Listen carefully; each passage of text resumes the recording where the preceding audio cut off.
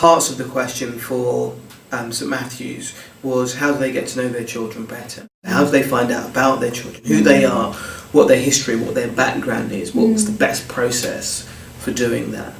We're using drama as a tool to do it, but also art has come into it a lot. So photography and the creation of artwork. What else can I put about this place? Why it's important to me? What are the other things that we talked about? Remember we said, what is it? Taste, smell, sound. What can I see? What can I feel? Have you heard the sounds of the street? Have you been greeted by Iceland's folk that welcome you and say, you all right, geezer? Or has the music taken you in and excited you with the rhythm and blues? I have. Does the smell of the chicken linger in your neighbourhood? Do you walk amongst falling coconuts? Mine does. Welcome to Jamaica, where this all happens.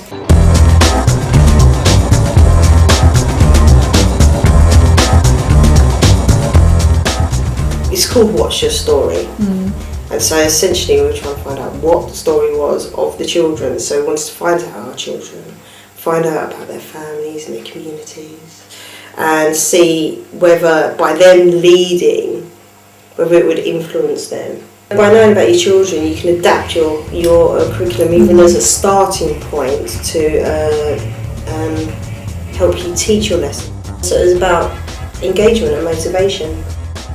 They used ICT, they used music, drama, artwork, poetry, writing. This project's quite inspirational because the children actually know that as teachers and TAs, all the teaching staff are learning about it at the same time.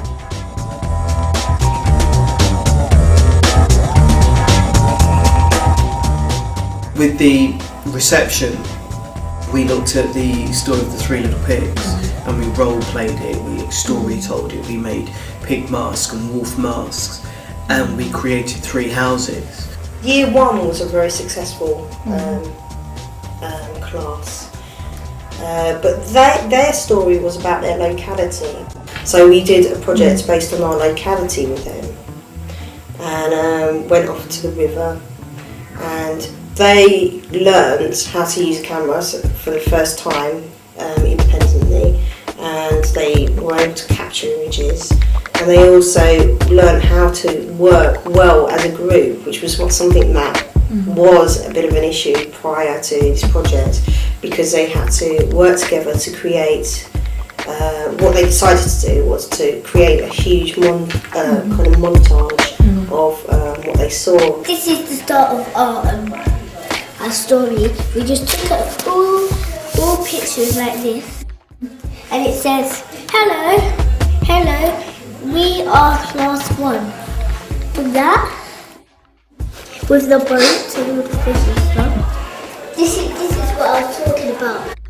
Class 2, when they did their puppets, they took a real pride in writing their stories. They captured their most favourite moment. So it might not necessarily have been a cultural, historical kind of recount, but it could have been a holiday or an experience or someone that they've met for the first time. That was a really highly skilled piece of work that they created. I mean, just in that class alone, they all had their own individual stories.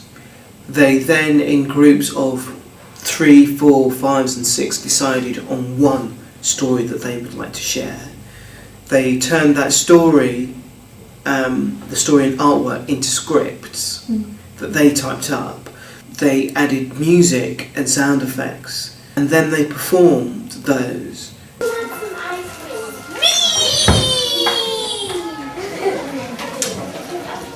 After the children had finished their ice cream, they all went for a lovely swim, and Philip Windsor chased Miles with his remote-controlled submarine. The end.